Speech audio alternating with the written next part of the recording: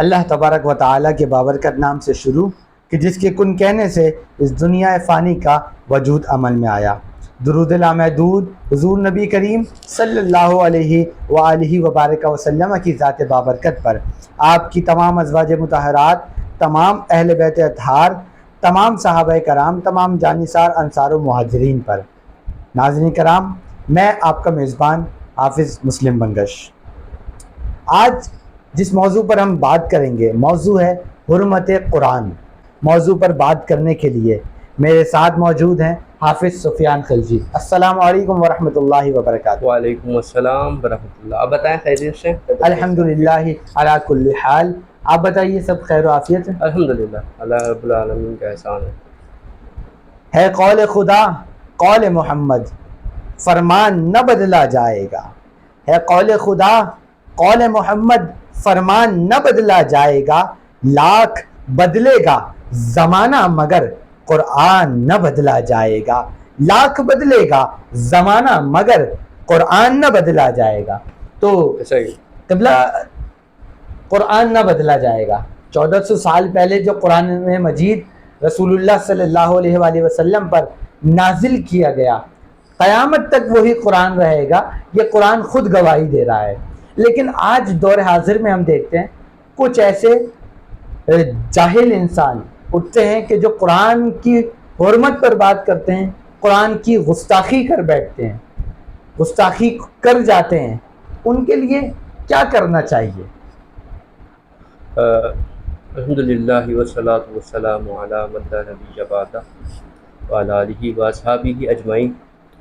دیکھیں، قرآن کریم ہدایت یافتہ کتاب ہے، اور قرآن کی ابتدا، وحی کی ابتدا آپ دیکھیں نا، سب سے پہلے تو آغاز میں ہمیں سب سے پہلی وحی کا پہلا سبق جو ملتا ہے وہ یہ ہے، اقرا، پڑھو۔ اب جب ہم پڑھیں گے، تحقیق کریں گے، اس پر تلاش جاری رکھیں گے امام بخاری کی طرح، ہائے ہائے بھائی واہ، تو ہم اس مرحلے تک پہنچ سکتے ہیں۔ بالکل، تو ضروری ہے کہ ہمیں اس مرحلے تک پہنچنے کے لیے پڑھنا ضروری ہے۔ بے شک، تو ہم کسی پر بات نہیں کر سکتے۔ ہاں، جب تک نہیں پڑھیں۔ بالکل، قرآن دو راستے ہیں، ایک آپ ہدایت والا راستہ لیتے ہیں، ایک گمراہی۔ دونوں میں جو ہے، اگر آپ ہدایت کی طرف جائیں گے تو ہدایت والے ہو جائیں گے۔ اچھا، میں سمجھوں گا کہ قرآن تو ہے ہی ہدایت کا، لیکن لوگ اس کو گمراہی کے لیے اپنے لیے استعمال کرتے ہیں۔ وجہ اسباب کیا ہے؟ ہاں، قرآن تو ہے ہی ہدایت کے لیے، صحیح، تمام انسانوں کے لیے، کیونکہ صحیح، قرآن نے تو واضح کر دیا نا۔ اگر ہم قرآن کا وہ حصہ دیکھیں کہ جو مکی حصہ ہے، یعنی کہ مکی صورتیں دیکھ لیں، صحیح، تو قرآن کیا کہہ رہا ہے؟ یا ایھا الناس، یا ایھا الناس، اے لوگو۔ مدینے میں جا کے قرآن کہتا ہے نا، اللہ تعالیٰ نے مدینے میں جا کے کہا کہ بھائی یا ایھا الذین آمنوا، اے ایمان والو، وہاں پہ آئی بات۔ لیکن مکے میں کیا کہا؟ یا ایھا الناس۔ اس کا مطلب قرآن آیا سب کے لیے، اور قرآن پورا کا پورا تو بھائی بہترین راستہ ہے زندگی گزارنے کا، ہدایت والا راستہ ہے۔ لیکن قرآن کے اندر سے جو لوگ چاہتے ہیں نا کہ اس کی غلطیاں پکڑیں، قرآن ان کو گمراہ کر دیتا ہے۔ لا ریب فیہ، ہاں بھائی واہ، ذالک الکتاب لا ریب فیہ ھدی للمتقین، للمتقین، ہدایت ہے پرہیزگاروں کے لیے۔ بالکل ایسا ہی۔ وہ حدیث بھی تو یاد آتی ہے نا، رسول اللہ صلی اللہ علیہ کائنات نے رسول اللہ صلی اللہ علیہ وسلم سے پوچھا کہ دو راستے ہیں، سوال کیا، بخاری اور مسلم میں حدیث موجود ہے، سیم کوشچن حضرت مولا کائنات نے اسی طرح رسول اللہ سے پوچھا کہ جب ہم اعمال کر دیں، ساری چیزیں لکھ دی گئی ہیں، جنت، حساب کتاب، جزا و جزا کا، سزا اور جزا کا معاملہ طے کر دیا گیا، تو پھر ہم نیک اعمال کیوں کرتے ہیں؟ بڑا خوبصورت جواب دیا رسول، وہ تو رسول ہے نا، جان عالم ہے، اور سوال کرنے والے خود شیر خدا، شیر خدا، اور جواب دینے والے محبوب خدا۔ ہاں، تو کیا جواب دیتے؟ بڑا خوبصورت، کہتے ہیں کہ تم اعمال کرتے رہو، تمہارے لیے جنت والے اعمال آسان ہوتے جائیں گے، اگر تم جہنم والے اعمال کرو گے تو تمہارے لیے جہنم والے اعمال آسان ہیں۔ بہت بڑی بات ہے یہ، بہت کچھ سیکھ سکتے ہیں اس حدیث سے۔ اور اگر ہم کچھ سوچیں، خود شناسی کریں اپنے آپ کی، تو پھر اس سے یہ اندازہ ہو سکتا ہے کہ ہم کہاں جا رہے ہیں۔ بالکل ایسا ہی۔ اور وہ خود شناسی کے لیے تو وہ ہے نا کہ مطلب اگر بندہ اپنے آپ کو پہچان لے تو گویا اس نے خدا کو پہچان لیا. حدیث ہے نا, حدیث مبارکہ ہے, رسول اللہ صلی اللہ علیہ وسلم نے فرمایا کہ اگر بندہ اپنے آپ کو پہچان لیتا ہے, جس نے اپنے آپ کو پہچان لیا تو گویا اس نے خدا کو پہچان لیا. اصل مقصد یہ ہے کہ اپنے آپ کو کیسے پہچانا جائے. اپنے آپ کو کیسے پہچانا جائے, بڑا خوبصورت سوال. اپنے آپ کو ایسے پہچانا جائے کہ پہلے تو اپنے آپ کو دیکھا جائے کہ ہم صحیح ہیں یا غلط. معذرت کے ساتھ میں آپ کو ڈسٹرب کر رہا ہوں, آپ کی بات کٹ کر رہا ہوں کہ آپ نے کہا کہ صحیح راستہ اپنایا جائے. کون سا راستہ؟ ہدایت والا راستہ. اہدنا الصراط المستقیم. بھائی واہ, ترجمہ اگر آپ اس کو بتا صراط الذین ترجمہ بتائیں. اہدنا الصراط المستقیم ہدایت ہے, ہم نے ہدایت دی. اہدنا الصراط المستقیم مطلب صراط مستقیم والا راستہ, صراط مستقیم پر چلا, ہمیں صراط مستقیم پر چلا.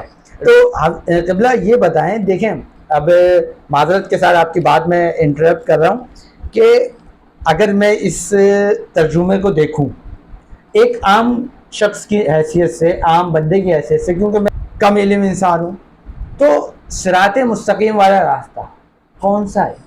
اولئک الذین انعم اللہ علیہم من النبیین والصدیقین والشہداء والصالحین.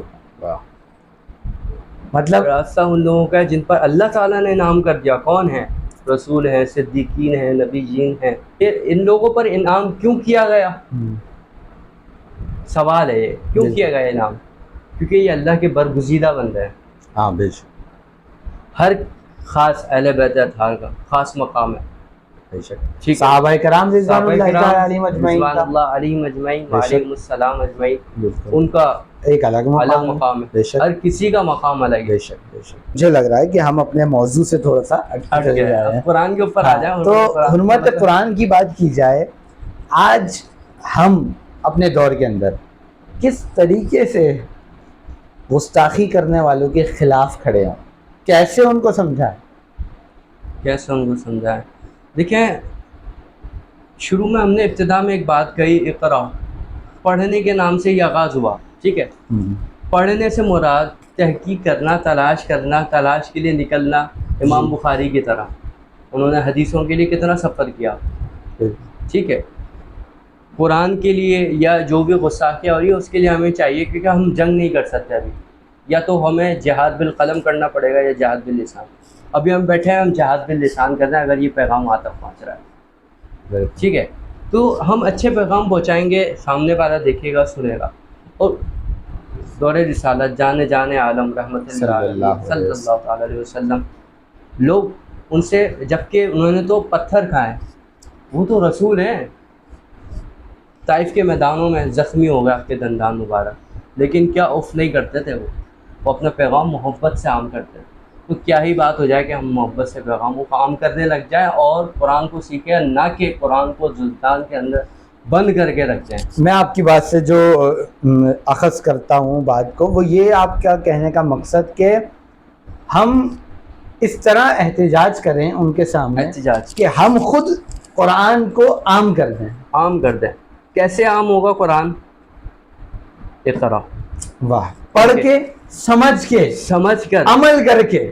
بالکل ایسے ہی, کیونکہ قرآن نازل ہوا تھا پڑھنے کے لیے, کیونکہ سب سے زیادہ پڑھی جانے والی کتاب. بے شک, بالکل. ٹھیک ہے, اس کے بعد جب انا انزلناہ قرآنا عربیا لعلکم تعقلون, اب قرآن یہ نہیں کہہ رہا کہ زندان میں بند کر کے رکھ دو یا برکت کے لیے یا اس کے لیے رحمت کے لیے, نہیں, وہ تو ہے, بے شک ہے وہ, لیکن قرآن کیا کہہ رہا ہے؟ ہم نے قرآن کو نازل کیا عربیا لعلکم تعقلون, عربی میں تاکہ تم سمجھ سکو. وَلَقَدْ يَسَّرْنَا, دہرائی گئی یہ آیت, ہر جگہ پہ نئے نئے, قرآن ہے نا, نئے نئے انداز میں سمجھاتا ہے. ہر جگہ پہ آپ کو بات ایک جیسی ہوگی لیکن تھوڑا سا لہجہ تبدیل ہو جاتا ہے قرآن کا. بالکل ایسا, قرآن خدا کا لہجہ ہے. بے شک ایسا ہی ہے, درست فرمایا آپ نے. تو اگر دیکھا جائے تو آج کے دور کے حساب سے تو نہیں فرمایا تھا وہ ڈاکٹر اقبال رحمہ اللہ نے, وہ معزز تھے زمانے میں مسلمان ہو کر, تم خوار ہوئے تاریخ قرآن. ہاں, مطلب میرا خیال یہ اقبال نے پہلے ہی کہہ دیا تھا. ہاں, مطلب اقبال نے ہمارے دور کو دیکھ لیا تھا, اس لیے انہوں نے یہ بھی کہہ دیا تھا کہ وہ پھر ڈاکٹر اقبال رحمہ اللہ نے کچھ اشعار یہ اسی حوالے سے لکھے تھے جو آج ہم گفتگو فرما رہے ہیں.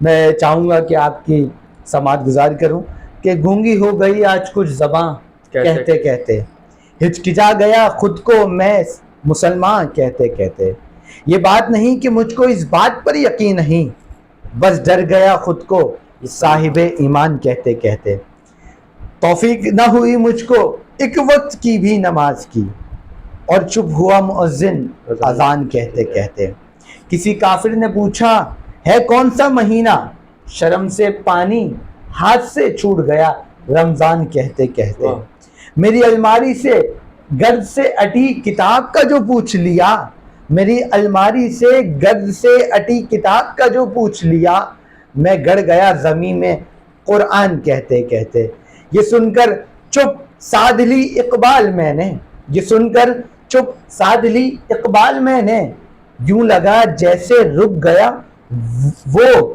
مجھے حیوان کہتے کہتے، یوں لگا جیسے رک گیا وہ مجھے حیوان کہتے کہتے۔ بالکل ایسا ہی ہے، کیونکہ ہم نے قرآن کو چھوڑ دیا۔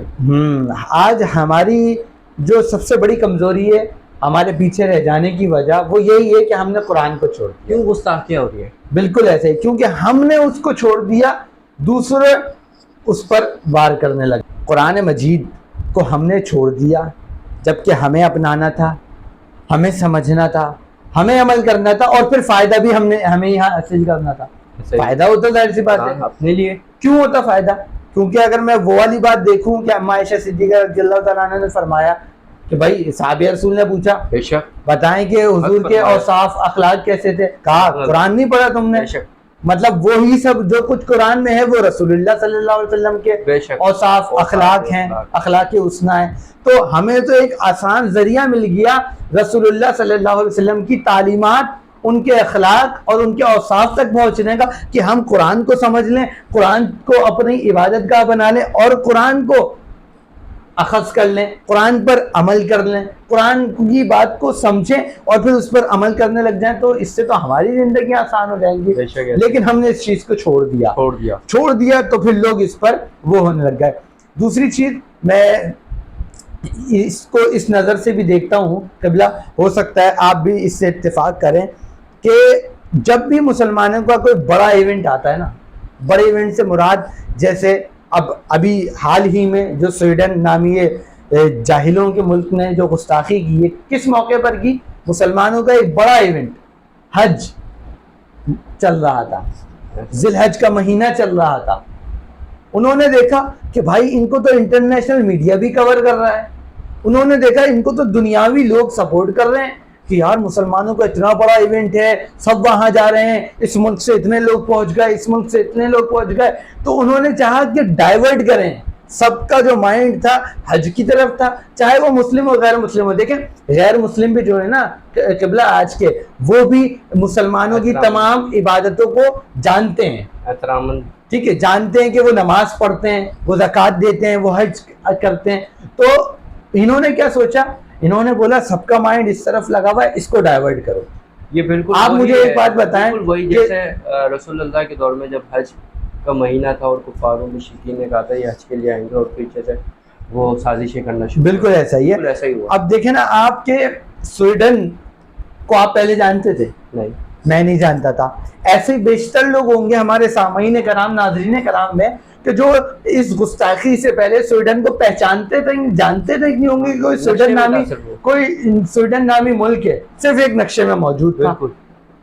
لیکن پتہ کب چلا؟ جب اس کو چاہیے تھی کیا؟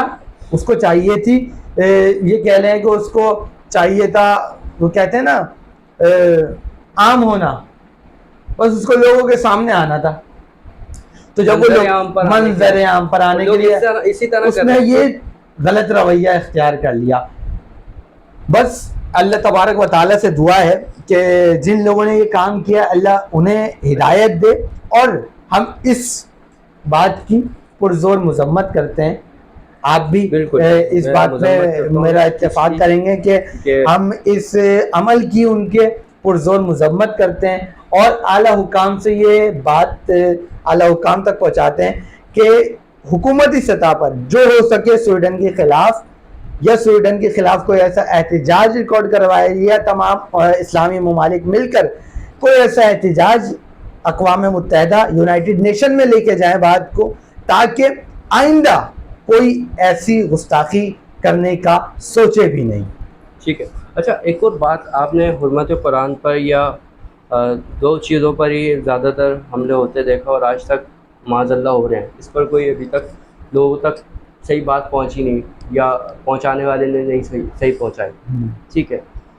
قرآن ابھی بیچ میں سندھ کے ہی ایک حرمت رسول پر وہ گستاخی باندھی. جی وہ مجھے پتہ چلا. اچھا آپ نے مولانا روم کو میں اس دن پڑھ رہا تھا, مولانا روم نے بڑی خوبصورت بات کہی کہ اگر خدا کی بارگاہ میں سجدہ ریز ہونا ہے تو مجنون ہو سکتا ہے انسان, لیکن بارگاہ یہ جو بارگاہ رسالت محمد صلی اللہ تعالیٰ علیہ وسلم ہے یہ ادب کی بارگاہ, بارگاہ ادب گاہ زیست. آئے ہے وہی واہ. اس میں احترام ہے. یا ایھا الذین آمنوا لا ترفعوا اصواتکم فوق صوت النبی. احترام خدا سکھائے گا, بے شک بے شک, اور آپ نے احترام کرنا ہے. بے شک ایسا ہی. اور خدا کی بارگاہ میں ہم عبادت کے لیے مجنون ہو سکتے ہیں, اللہ کا ذکر کرتے ہیں, قلبی کیفیت جاذبیت ہمارے اندر آ جاتی ہے. بالکل ایسا ہی. بہت خوبصورت گفتگو فرما رہے ہیں. مجھے امید ہے ہمارے تمام ہی ناظرین کو ہمارے اس گفتگو سے کوئی نہ کوئی ایسی بات ملی ہوگی کہ جو ان کی اصلاح کا سبب بنے گی.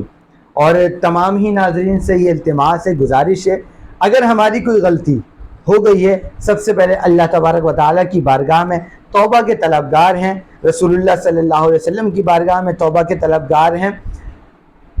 اگر کوئی بات کسی کی دل آزاری کے لیے نکل گئی ہے تو اللہ تبارک و تعالیٰ اس سے بھی معاف فرمائے, آپ تمام لوگ معاف فرمائیں.